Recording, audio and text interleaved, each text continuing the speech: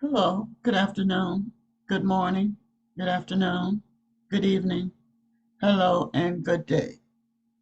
My name is Barbara Williams, and I am your group facilitator this evening for a Path of Enlightenment Grief and Loss Support Group.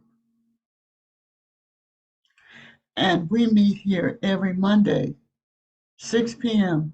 until 7:30 p.m. Eastern. It's a very warm day. It's 57, warmer than usual.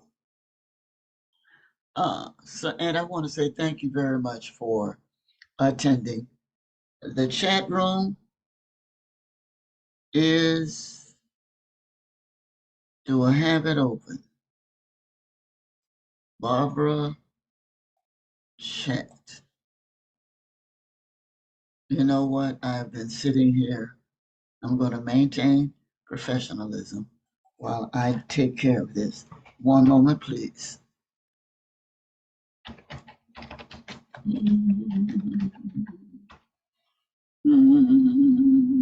Where are we now? I don't see anything.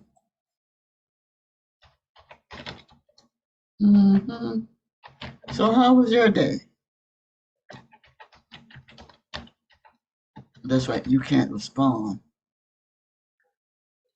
You can't respond, can you? Because you don't have what I have here. So why don't we just do it this way? You're going to see, never mind.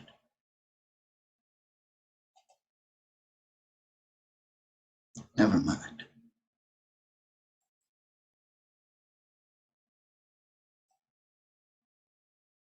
Why don't I just do it this way? Forget about it. Start over. Start over. You see the word Monday, and you see March 4th. Time flies, doesn't it? The only changes I need to make. Okay. Hello and welcome. Stop share.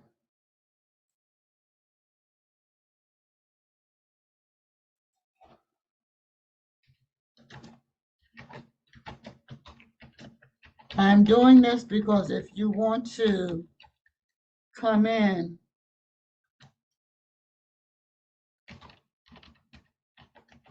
and participate, you can. All right? No matter how much I try to do this, be prepared. I could make a plan, but I can't plan the outcome. I can make a plan, but I can't plan the outcome. We are here. We are here. We are here. All righty then. Let's move this up. All righty then. What happens when I turn this off? It's not any better. Okay. Today's Monday, March 4th, 2024. I don't know if I said so, but my name is Barbara Williams. I'm the group facilitator for a Path of Enlightenment Grief and Loss Support Group.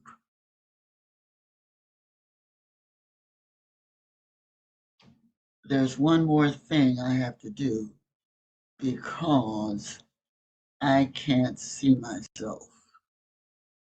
I can't see myself.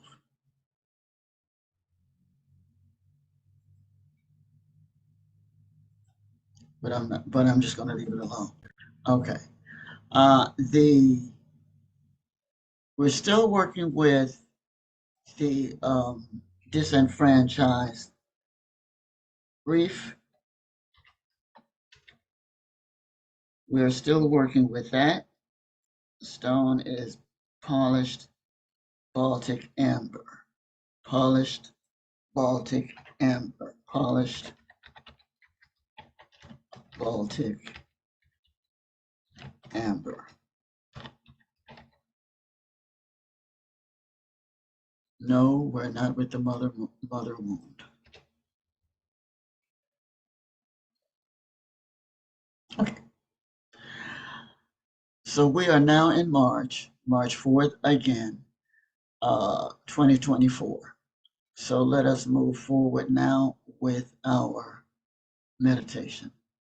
Let's do the meditation. Stop here. Meditation. Okay. What happens when I do this?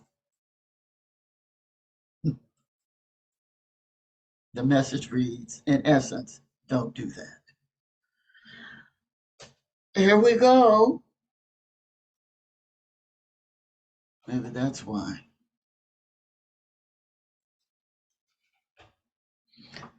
All righty then. Let us take a slow. First of all, relax. Become comfortable. Become comfortable. If you're drinking your tea, drink your tea.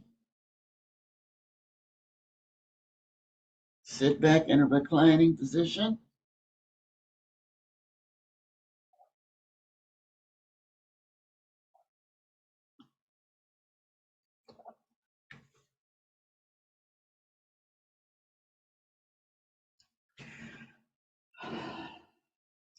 Take 3 deep breaths.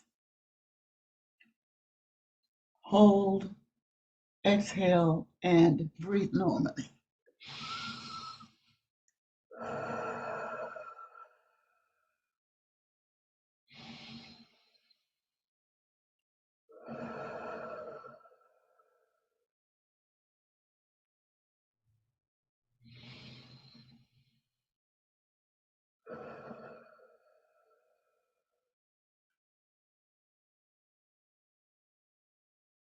Let us find a comfortable position. Either lie down, recline, or sit, whatever works for you.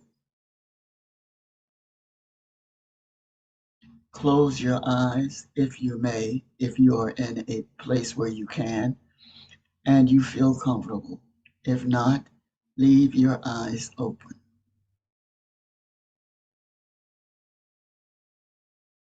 This is a safe space for comfort and engagement.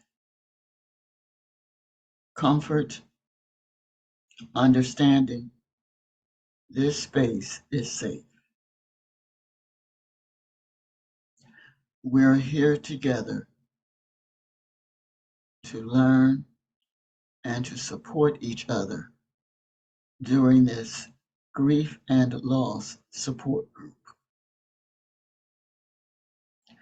Take another slow, deep breath in through the nose. Hold, exhale through the mouth. Breathe normally.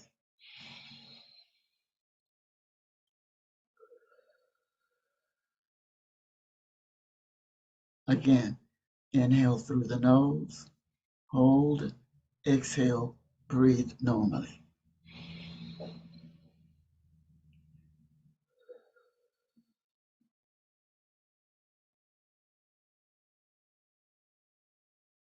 See yourself in a safe environment. Whatever that environment looks like to you, you are in a safe environment. No one's there. You have the opportunity to have a few minutes all to yourself. During this time of self-reflection, we will imagine ourselves simply just being ourselves, taking the masks off work, taking the mask off school, taking the mask off standing in line, waiting to be received, just taking the mask off. Inhale slowly through the nose, hold, exhale through the mouth, breathe normally.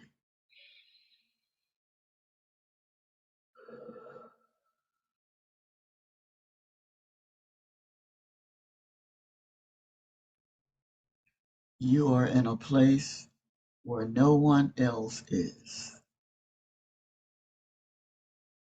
where you feel comfortable for the next few minutes just being yourself, whatever that means to you.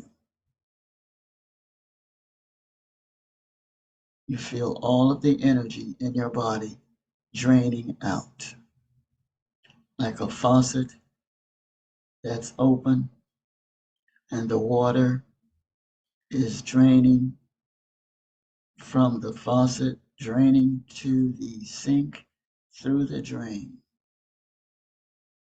The stress is leaving your body,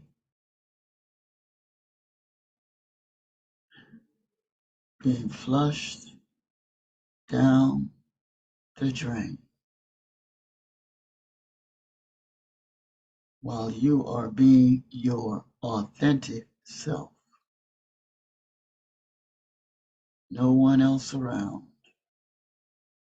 No one else is around. Give yourself permission to just be yourself. The water is flowing out of the faucet,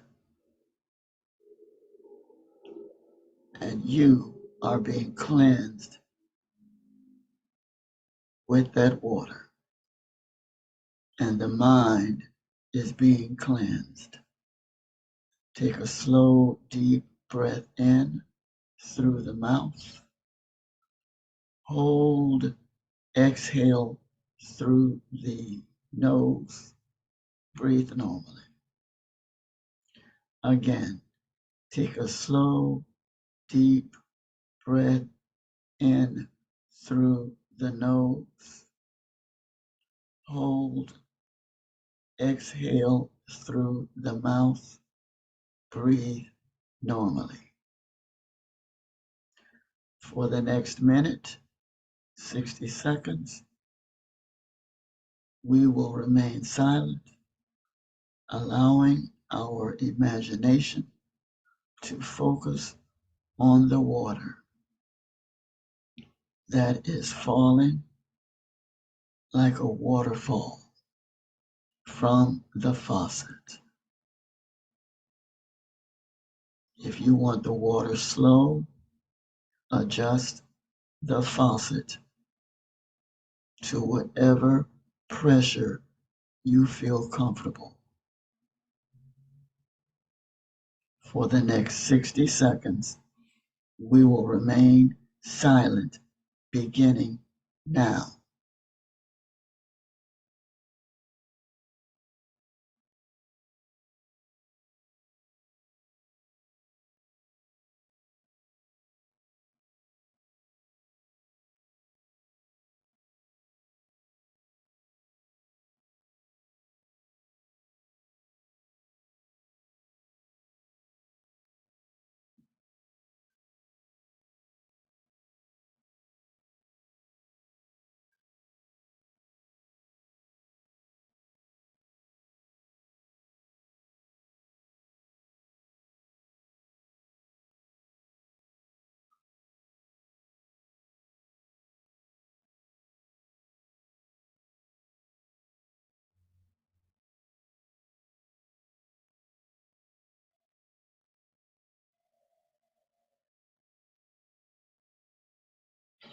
As we slowly return, we bring with us the quietness of peace. We bring with us peace beyond all understanding. Peace, be still. And we leave the mask off. If you feel comfortable leaving the mask off, leave it off. If you didn't have a mask in the first place, it's okay. If you feel comfortable putting the mask back on, it's okay. Whatever is comfortable for you. I will count from 10 back to 1. And as I count, you slowly turn the faucet off. 10, 9, 8, 7, 6, 5, 4, 3, 2, 1. The faucet is off.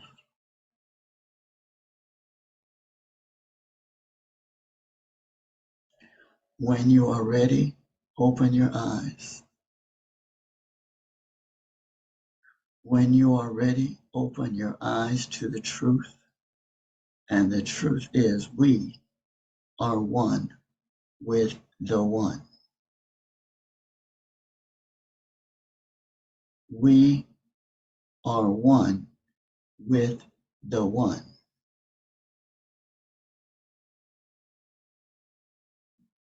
We are one with the one.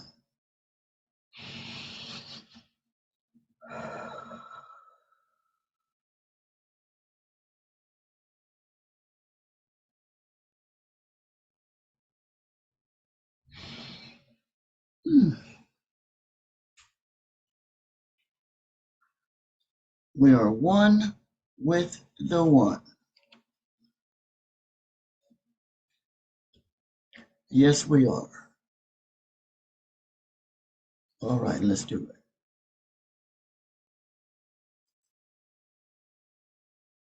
Oh, yeah, that's right.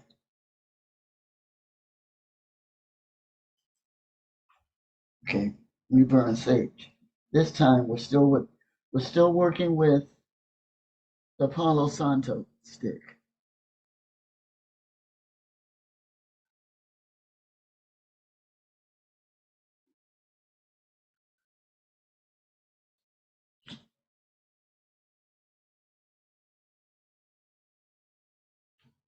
Still working.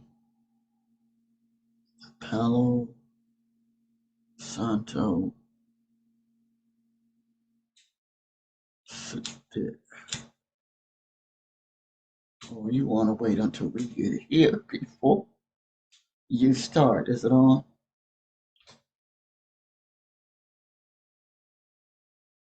Yes, I do see a little. Just a minute.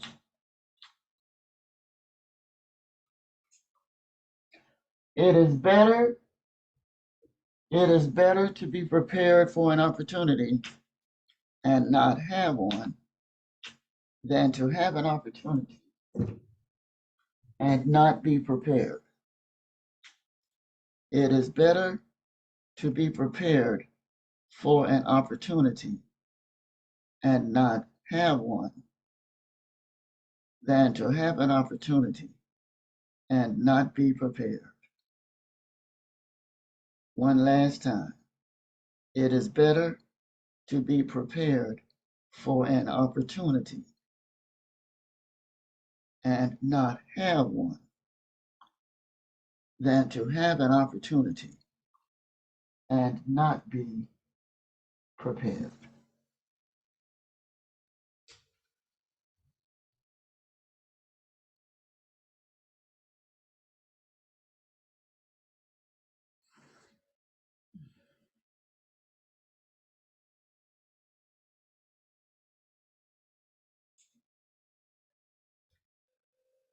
Strength, concentration, ancestors, Cherokee, and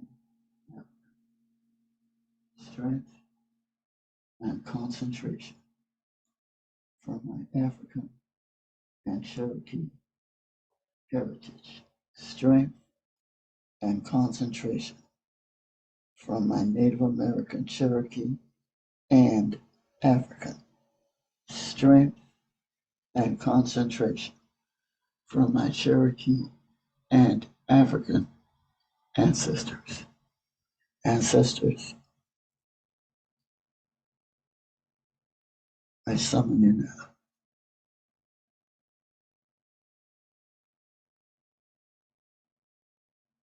I summon you. Those of you that care to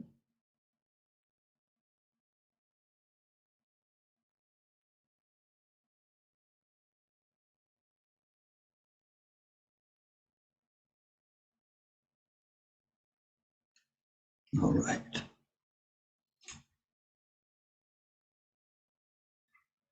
And our affirmation card, as you know, we have a new system. The most consistent, constant part of life is change. Change is the only part of life that remains the same. Change. Here we are.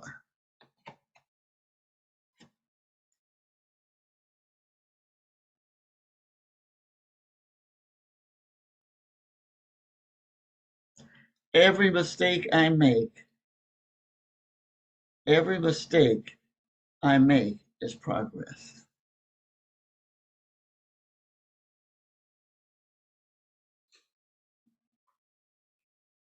Every mistake I make is progress.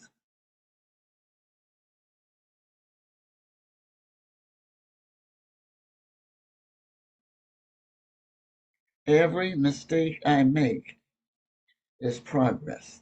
See the arrow going up and the little twigs? Those are little steps. Every mistake is progress. Let's see what it reads. What is one of my favorite mistakes I've made recently? What was the positive outcome that came out of making this mistake? Do I have any fears around making mistakes? How can I overcome this? Do I have any fears around making mistakes? How can I overcome this?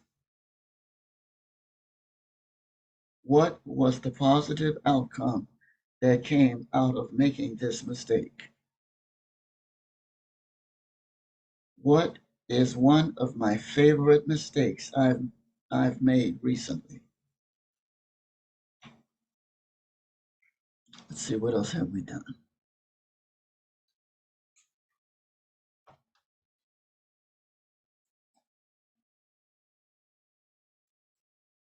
We have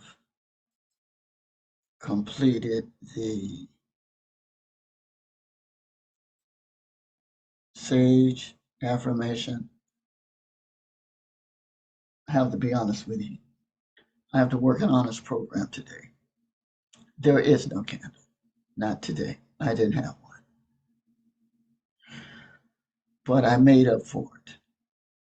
What am I talking about? What I did was the stone, the stone. The name of it is, can you see it? The name of the stone is the Baltic amber. The featured stone is polished Baltic amber. Polished Baltic amber.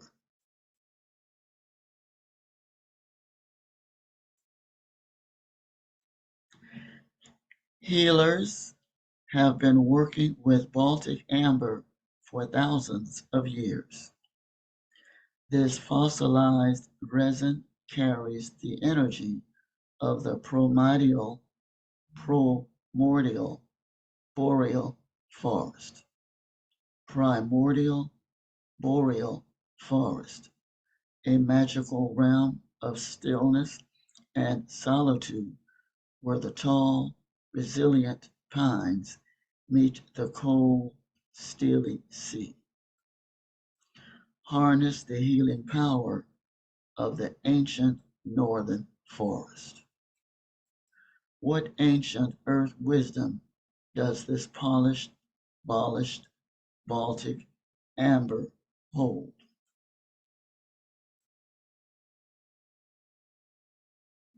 Healers have been working with Baltic amber for thousands of years. This fossilized resin carries the energy of the primordial boreal forest, a magical realm of stillness and solitude where the tall, resilient pines meet the cold, steely sea.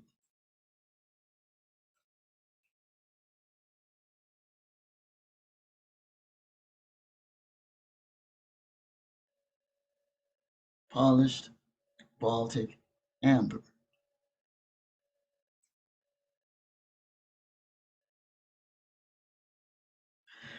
Baltic amber has a tapestry of energies connected with its color in crystal and astrology. The warm and vibrant hues of Baltic amber, ranging from orange to maroon, carry unique meanings. Orange and yellow represent happiness, creativity, and positivity, while deep red and maroon represents courage and passion. What does amber mean spiritually? Amber, symbolizing the sun's energy, is believed to absorb negativity and release bright, soothing energy, effectively acting as a mental sunny day. It is used in chakra healing with its colors corresponding to different chakras. What does Baltic amber help with? Well, first of all, there it is.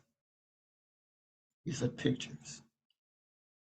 In summary, Baltic amber benefits may include relief from pain and inflammation, supports your immune system, keeps your anxiety and stress levels low, supports your throat and thyroid gland, decreases anxiety and stress, increases cellular respiration, relieving teeth and colic pains, cleanses your body energy.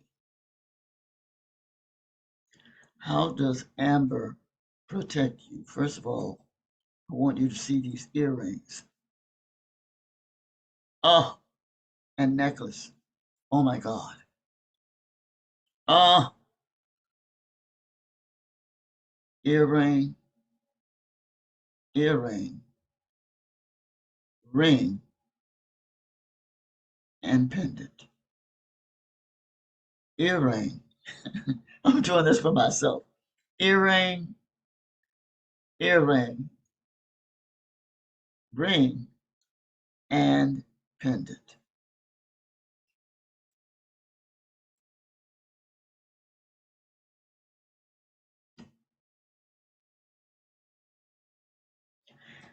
Amber can send off therapeutic vibrations when it comes into direct touch with the skin.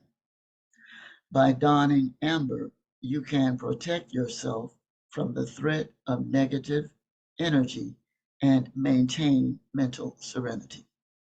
Your chakra are balanced and pure as a result of amber's ability to purify energy. The stone region of origin, Baltic region, is Europe. The chakra association, solar plexus. Astrological association, Leo, Aquarius. Metaphysical properties, wisdom, protection, healing. What energy does amber give off? Amber, metaphysical properties, benefits.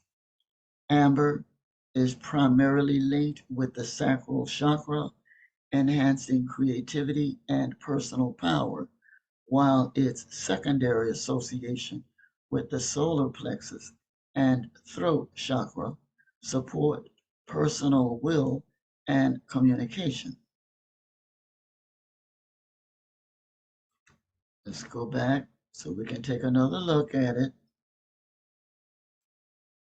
This is the jewelry. This is the ring and the earring and the pendant. Earring. Oh, I beg your pardon. Earring, earring, ring, pendant. Earring, earring, ring, and pendant. Those of you that cannot see it, it's a honey color. Imagine honey, and that's the color. That's the color of the pendant set. Moving briskly.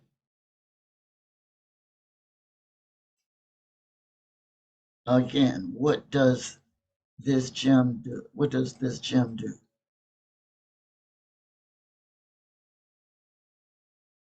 What are the benefits? That's what I mean. Relief from pain and inflammation, supports your immune system, keeps your anxiety and stress levels low, supports your throat and thyroid gland, decreases anxiety and stress, increases cellular respiration, relieving teeth and colic pains, cleanses your body energy. Those of you that cannot see it, the photo we're looking at, various gems. It's various sizes of the Baltic stone, Baltic amber stone. So the colors are light yellow, dark maroon, it's a maroon, some reds, browns. It's beautiful, in my opinion, at least.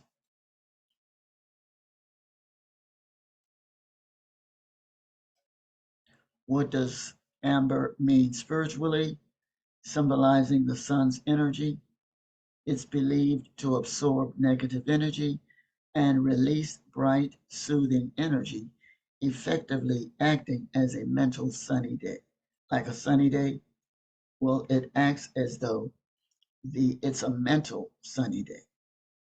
It is used in chakra healing with its color corresponding to different chakras.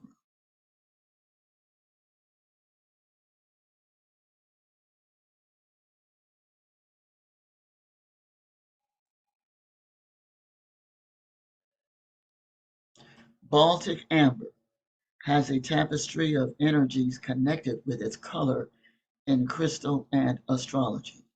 The warm and vibrant hues of Baltic amber, ranging from orange to maroon, carry unique meanings. Orange and yellow represents happiness, creativity, and positivity, while deep red and maroon represent courage and passion. Those are the colors that we saw. What ancient earth wisdom does this polished bald? What ancient earth wisdom does this polished Baltic amber hold? Healers have been working with Baltic amber for thousands of years.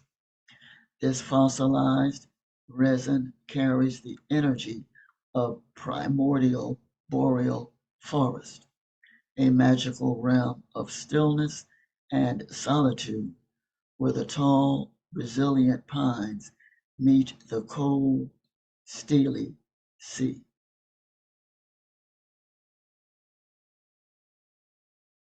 Healers have been working with Baltic amber for thousands of years.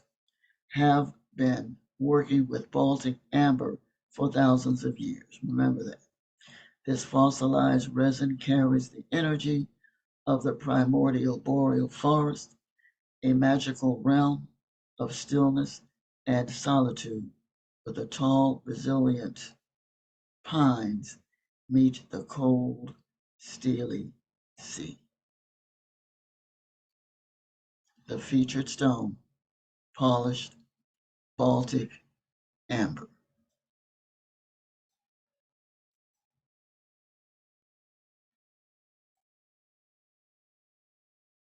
Are there any questions about that? Any?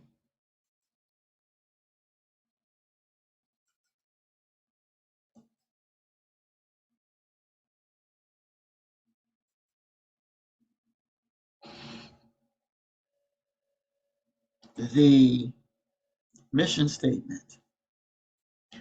The mission statement of a Path of Enlightenment Grief and Loss Support Group is to help individuals understand the process of grief and mourning, normalize feelings, and facilitate the healing process.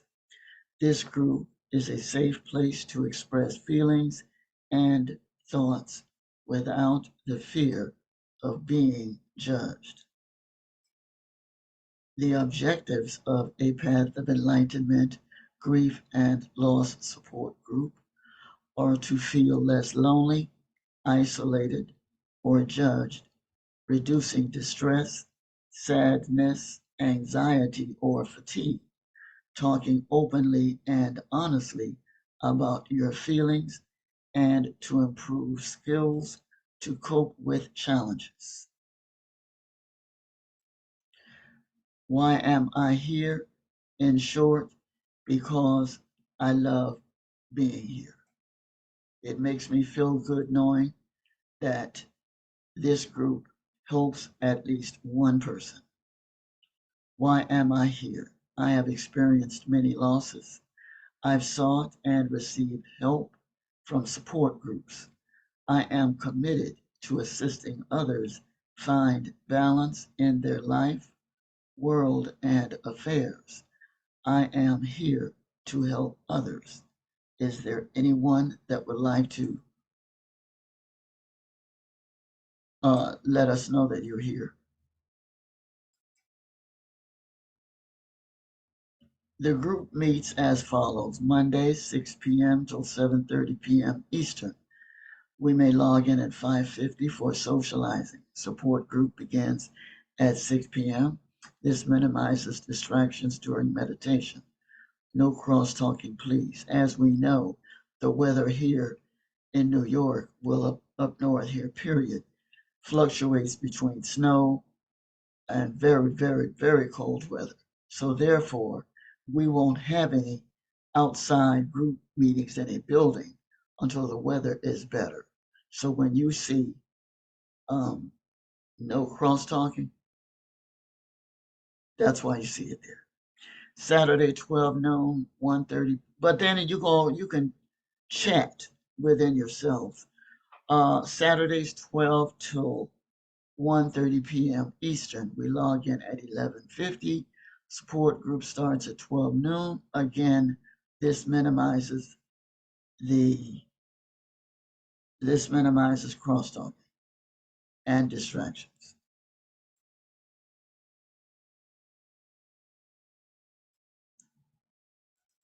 We know about why we have the gems, crystals, and stones, and how it helps with the various stages of grief and loss, the denial stage, emotional turmoil, anger stage, the adrenal stage, helps with bargaining.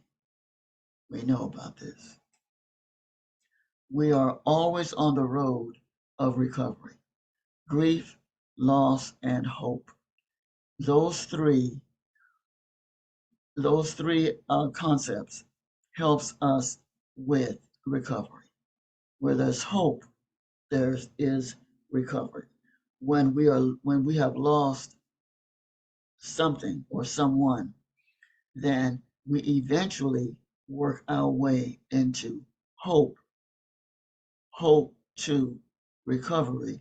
And as you see, there is and I say this all the time because there is a road to recovery.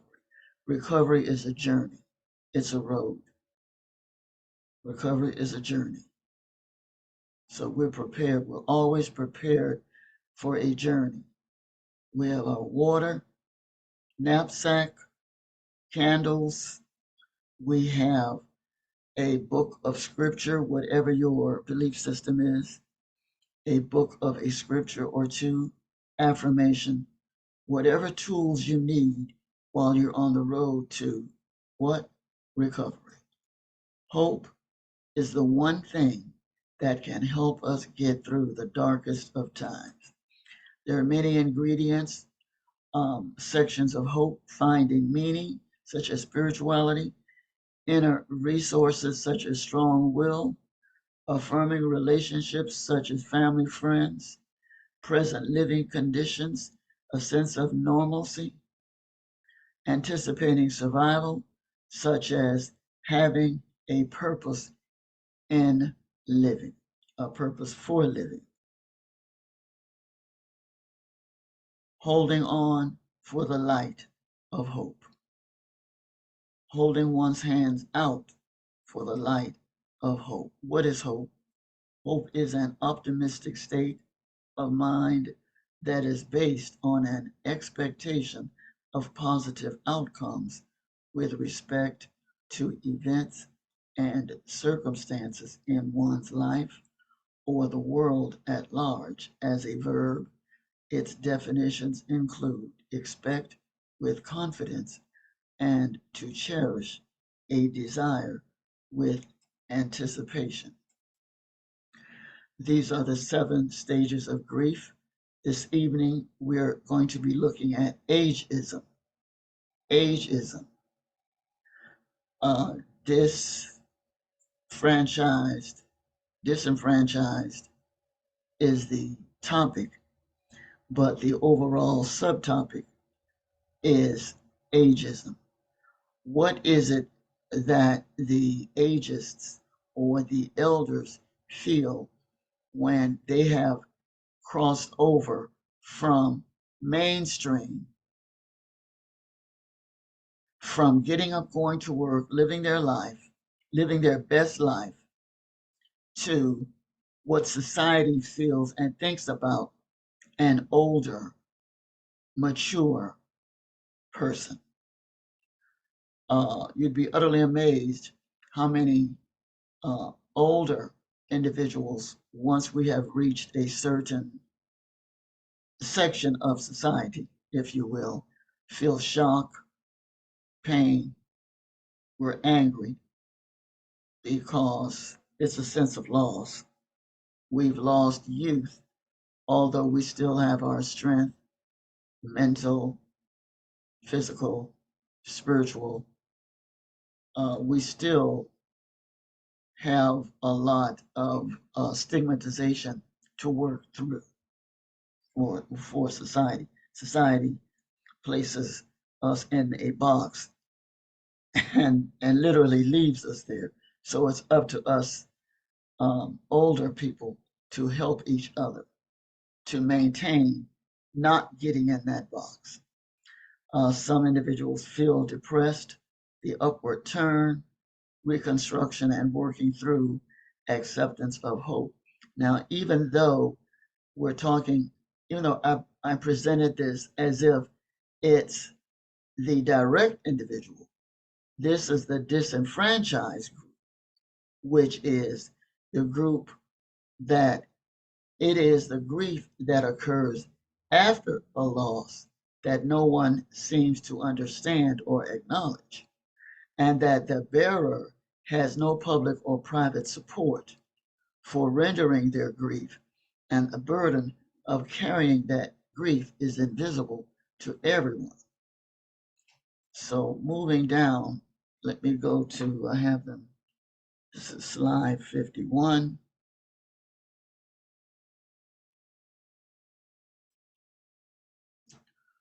Moving to a new community, silent pain, treating disenfranchised grief in disruptive settings. It can also trigger grief and sadness.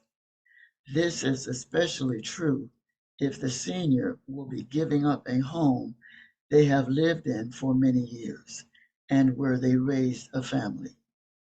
What is relocation syndrome? Relocation stress syndrome is a nursing diagnosis characterized by symptoms such as anxiety, confusion, hopelessness, and loneliness. It usually occurs in older adults shortly after moving from a private residence to a nursing home or assisted living facility. Do I want to do that now? Yes, because that's what it reads. That's what it reads. Go to Word doc. It must be this one. It's the only one left. It's the only one left. I hope you guys can see this. Okay.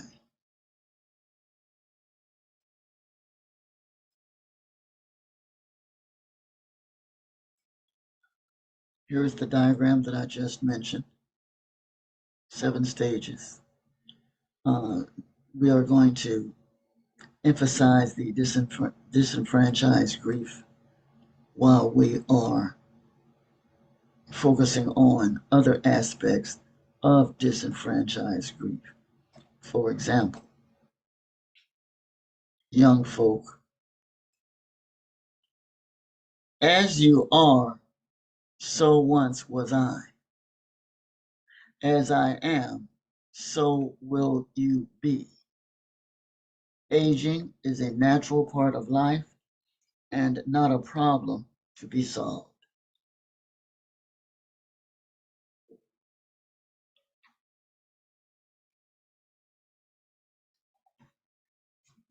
Ageism. Ageism. As you are, so once was I. As I am, so will you be. Aging is a normal part of life and not a problem to be solved. And just as sure as you are sitting there listening and or reading this, you are in fact aging. How does it feel to be disenfranchised? How does it feel to not be understood? How does it feel to be kicked to the curb? That's right, I said it. How does it feel for us seniors? We have worked, paid our taxes, raised families, gone to work, sat through recitals, soccer moms and dads, you name it. Some of us are widows, widowers. After all is said and done, you have gone through a lot. What does it feel like? Also, what does it feel like when you have a situation that you're grieving, but you're not understood? And all that get understanding. What does it feel like to be uh, in a circumstance, situation, have an experience where it's not talked about and you're not understood? Therefore, You feel anxiety, rage, sadness, more rage, more rage, more rage, sense of loss, confusion, disappointment, especially if you had your heart set on retirement and it's not quite working out. Some of you it's working out, and then some of you it's not quite what you thought it would be, but you're making the best of it. Then those of you who have saved and saved and saved, that's a good thing. If you invested, that's an even better thing because if you saved and now you have to take medication, then you have choices to make from time to time. What else is here?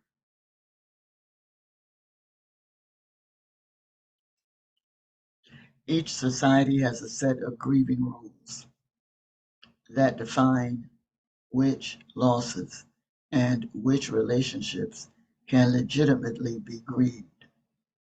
When a loss falls outside of the society grieving norms, the resultant grief remains unrecognized and unacknowledged, and the individual is to disallowed the right to grieve. This is a part of a citation, DOCA 2002, page 5. These individuals are denied the benefits typically afforded to enfranchised grievers, such as validation, social support, expressions of sympathy, and accommodations at work. What else do I have over here? Something called relocation syndrome. Just a minute. Hold on. Oh, yeah. Because of time constraints, I had to have more than one spot. Where are we? We're here. Okay. What's this? Not yet. Not yet.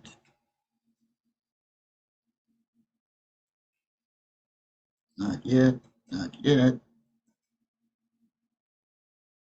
Okay. If this is your first time and you want to know or curious, what am I talking about when I mention the 5 stages of grief? There are 5 stages. Yes, this evening we are looking at the 7 stages, but there was a young lady. Her name was Elizabeth Kubler-Ross. And Elizabeth Kubler-Ross had the 5 stages, the original, and they are denial, anger, bargaining, depression, and acceptance. Now, myth. Uh, when we're looking at disenfranchised, I'm trying to see if I can explain it this way. When we're looking at disenfranchised grief and the griever is grieving over something, and individuals are in the background and they're saying, why is he or she grieving for so long? For example, you lost an heirloom, a ring, pendant, or something. And so, of course, you're grieving over it. And so, society or your friends or whatever, they have the audacity to give you time to grieve. And then they'll say something, they'll amongst themselves say something to the effect of, why? Why is it taking you so long to get over it? Losing people or relationships besides spouses or immediate family members can still intensely impact you. Others might not understand why those other relationships are so important to you, which can make your grieving experience more isolating, denial, anger, bargaining, depression, acceptance. This was the original concept by Elizabeth Kubler-Ross when she coined the phrase, um, when she coined the phrase, she wrote the book on death and dying and came up with or discovered the 5 stages of grief. Elizabeth Kubler-Ross was a Swiss American psychiatrist, a pioneer in near-death studies, and author of the internationally best-selling book on death and dying, where she first discussed her theory of the 5 stages of grief, also known as the Kubler-Ross model. Please refer to Wikipedia. Born July 8, 1926, Zurich, Switzerland. Died August 24th, 2004, Scottsdale, Arizona.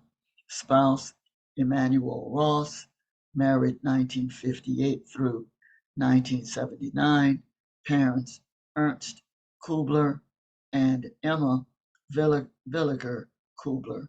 Their children are Ken Ross, Barbara Ross, and Dr. Kubler-Ross's area of expertise, psychiatry, hospice, palliative care. I go through this every week because we never know when there is a new person that is unaware of where the stages of grief came from, who invented it, and why.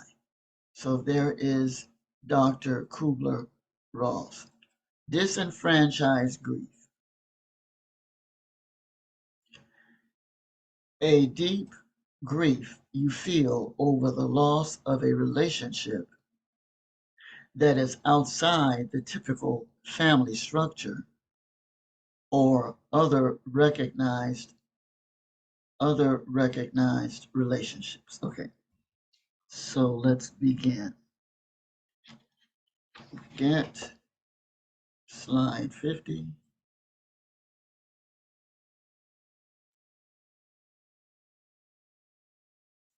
We've gone through this one. 51, we've gone through this one. 47, understanding disenfranchised grief. Some of these slides are a review. Others, you will see new material. First of all, this is a support group. This is not clinical. This is not therapy, not by any stretch of the imagination. But this is not counseling. This is not CEUs. I have to say that you would be utterly amazed how many individuals email me asking when is the next, and I quote, class. I have to email them back to let them know that this is, in fact, a support group. I outline what a support group is. I let them know that there is really no leader. All I do is facilitate. And facilitate simply means if the red light is out, there's traffic and the red light is out of order, then there's someone facilitating the traffic, making sure that there's easy flow. That's it. That's it. Anyway, understanding disenfranchised grief when no one understands your loss, dementia of a loved one. Types of dementia. Dementia is an umbrella term for loss of memory and other thinking abilities severe enough to interfere with daily life. Types of dementia: Alzheimer's, vascular, Lewy body, frontotemporal, other including Huntington's, mixed dementia, dementia from more than one cause, from more than one cause. That's 47, 46, 46. Grief is in two parts. The first is loss. The second is the remaking of life. The first is the first four stages. And then there is the reuptake, which is the remaking of life, reconstruction.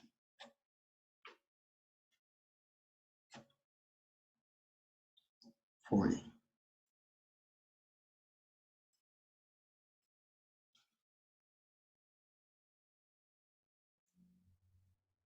Understanding grief, understanding the grief of non-death losses.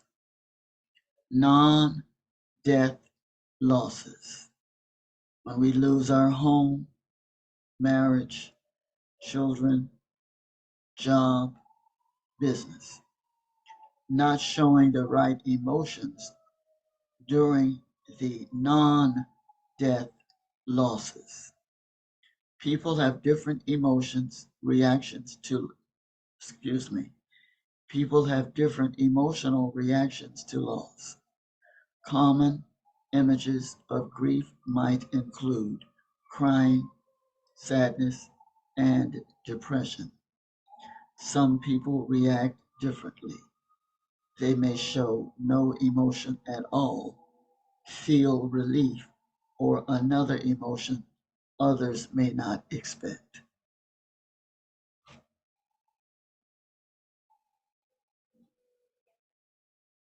So, what is the right emotion? I'd venture to say there is no right or wrong, and there is no timeline. There is no wrong,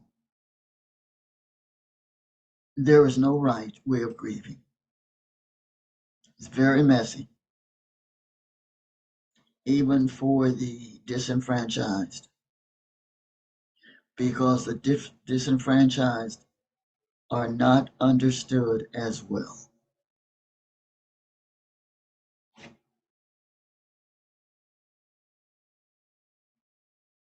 36, we've done 40.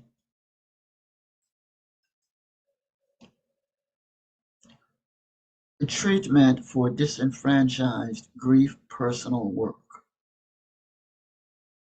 Here is a mature, here is an older woman, okay? She is an elder of the community. Elder. On your own, you can work to build thought patterns and coping methods that help you heal from grief. Let yourself feel feelings without judgment. You can express your feelings through journaling, talking to trusted friends, art, or other outlets, such as talking into a, what do you call them, recorder. Or you can have a video log. Every day you video yourself. No one has to see it.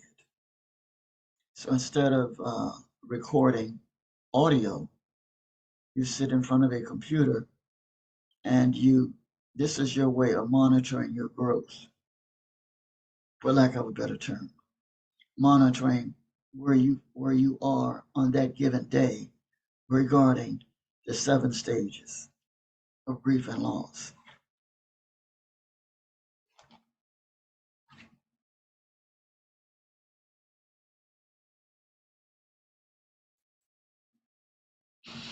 What is ageism? Ageism is a process of stereotyping and discriminating against people because of their age. The mental and physical consequences of ageism are tightly intertwined with negative messages and discrimination seniors are exposed to on a daily basis. Here you see to the right, correction, to the left of the monitor, my screen, you see two people sitting here, and the script reads, "We found a quiet room. We found a quiet room and started discussing weekend plans and work projects." Why a quiet room? Is that inferring that a regular office environment is too much stimulus? Does it mean that the older person may need, may require an extra amount of time so as to process what's being said? What does it mean? I don't know. When I saw it, I was gravitated toward it. So I clipped the image from Google and pasted it here. All images, by the way, are courtesy of Google. All of them.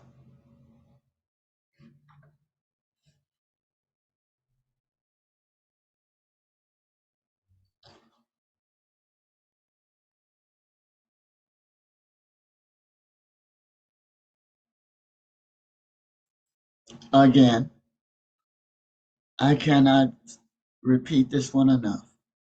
I can't. As you are, so once was I. As I am, so will you be. And then when you will be, how do you want to be treated? Aging is a natural part of life and not a problem to be solved.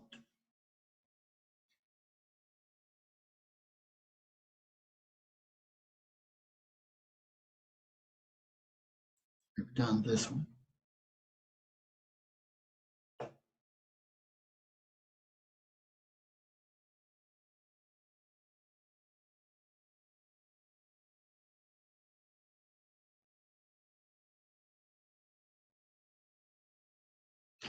You know, sometimes when you see an elder and you see them looking out of a window, enjoying the birds, sitting in a park, overlooking the water, the ocean or the lake. Sometimes I just wonder, what are they thinking? What what was their experience like then and what's it like now? It's interesting. What are they thinking? The family members, what are they thinking?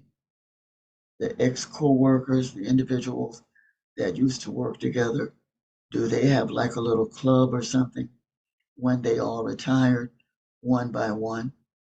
Do they get together and play chess, checkers, go fishing, go up to the Saratoga Saranac Lake, go skiing? You can ski up there, you know. What, go to the Bahamas? What do you do? What? What do you feel?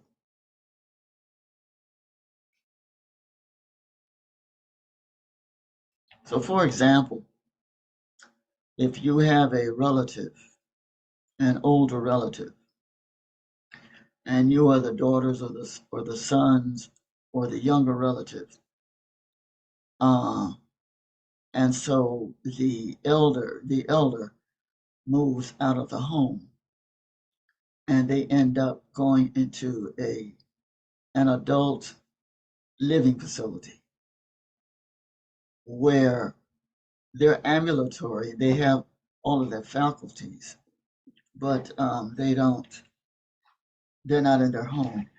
I saw I saw several movies, but earlier today I thought about the movie Gran Torino. Gran Torino with Clint Eastwood. And so he was a retired military person. I love Clint Eastwood. So he was a retired military person. His wife had passed away, and he would cut his lawn, and he had his American flag there, and he'd sit on the front porch, and he drank his beer out of the cooler. He had some neighbors, and they eventually got to know each other and worked through whatever prejudging issues they had. So the family, his son and daughter-in-law, when the wife passed away, I don't think the wife was gone, had passed away 3 days, maybe 2 days, when the daughter-in-law was upstairs going through the jewelry to find the valuable pieces of jewelry. And there's Clint Eastwood sitting downstairs at the table. He's not saying anything. He knows what's going on. He's not saying anything. So then the two of them left. The son and the daughter-in-law left. They came back again. The next scene were Clint Eastwood, his character, the son, and the daughter-in-law. And they have these pamphlets where they're trying to put Clint Eastwood, his character. I want to make sure I keep saying character because I'm not going to put the reality into the universe. So his character, they're trying to put his character into a home for, like you have this room and it's all fixed up nice. So they had these pamphlets. And so they were literally trying to talk him into giving up this house, saying that it's too much for him to try to keep up. So they were trying to make the decision. The same kids that he raised in that house, those kids, adult kids, were trying to make a decision for the father to move out of that house. Did you ever? So it seemed as though the character was kind of like making his decisions.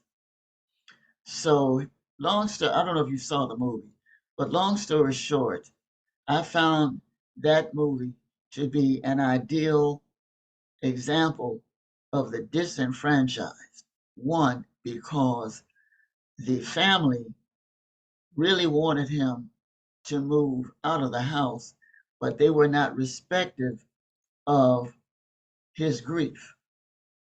His wife wasn't gone a month before the kids were trying to take over the house. So that I'm not going to tell you how it ended.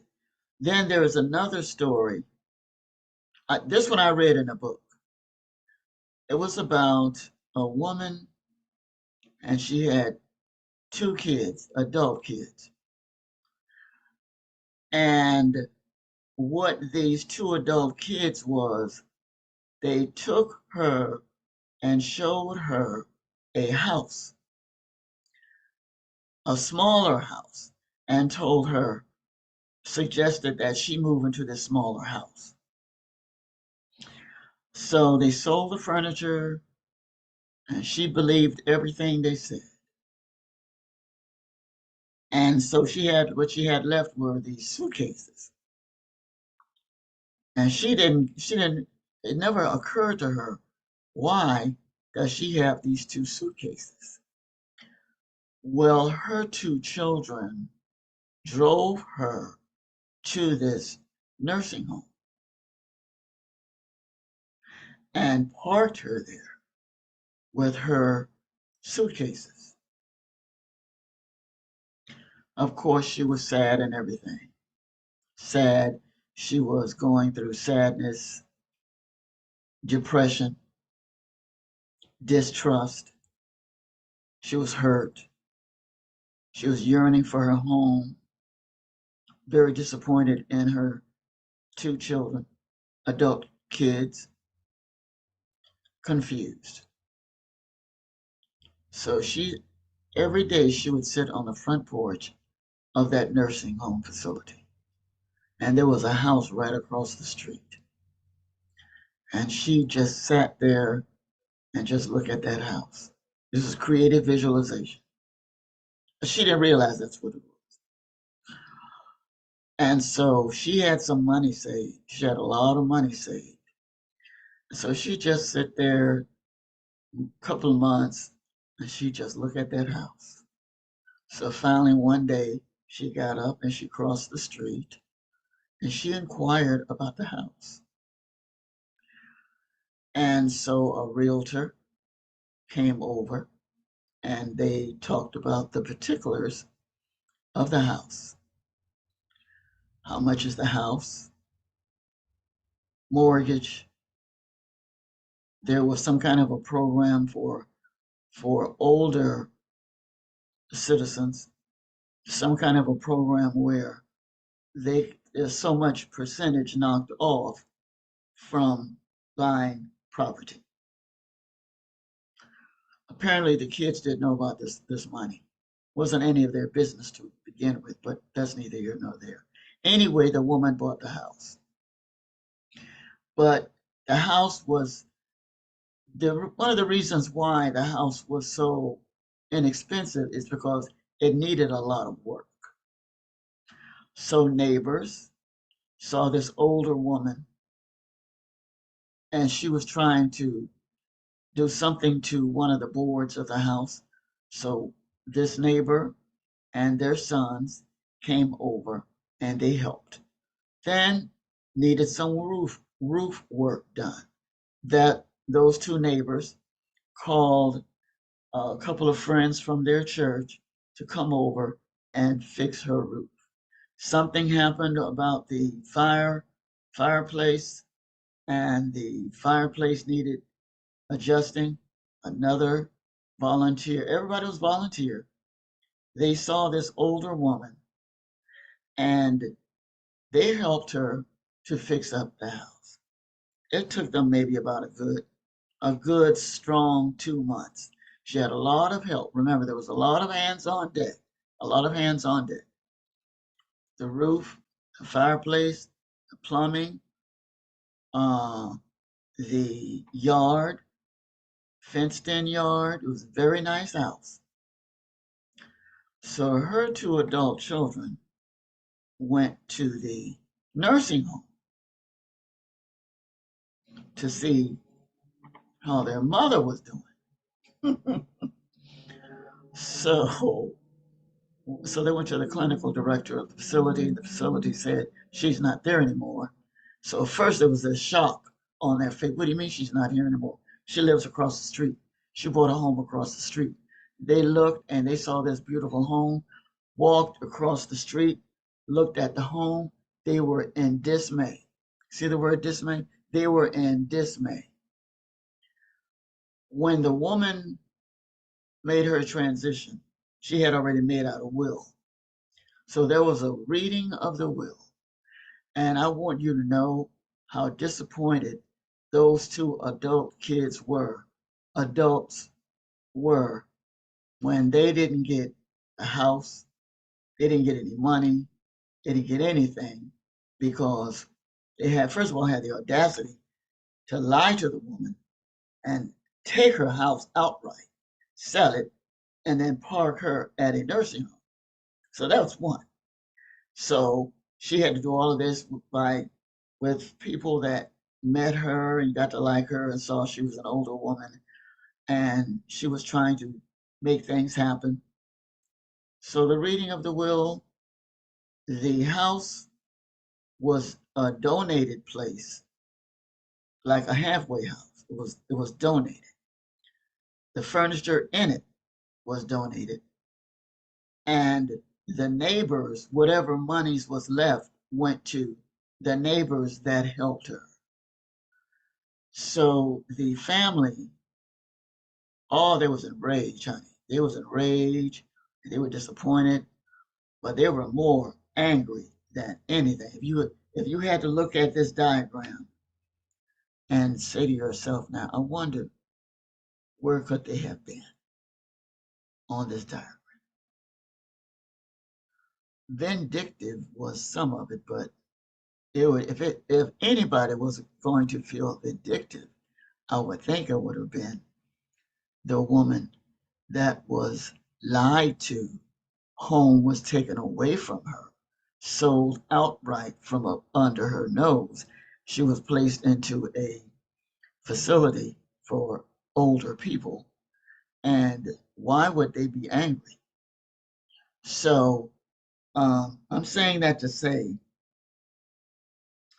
that the disenfranchised comes in many shapes and sizes. Disenfranchised. Where am I?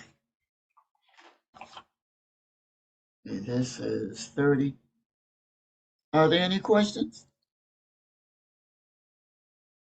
Because you know me, I could talk and talk and talk. Yes, I can.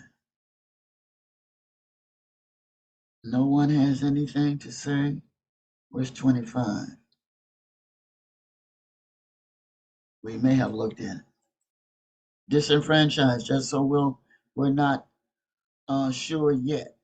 The two stories the two scenarios, one about the Grand Torino with Clint Eastwood, and then the story about the woman whose family outright lied to her, took her home, sold it, and parked her at a nursing home. And so she had to re-establish, she had what you call a, all right, this is very good here, shock and denial. Don't you know this woman was shocked and denial when her family did that to her? And she felt a lot of pain and guilt, anger and bargaining, very depressed. Oh, but then she looked across the street and saw that house, and the wheels in her head started turning. And the life experience over the years that she picked up and put in her toolbox, she had to take that life experience and sharpen those tools and reinvent her life. And she had an upward turn, reconstruction, and working through her guilt and whatever else feelings that she had, and the acceptance and hope. I can only hope I am making on some level some kind of a connection. 25. Okay, and the next one is 19.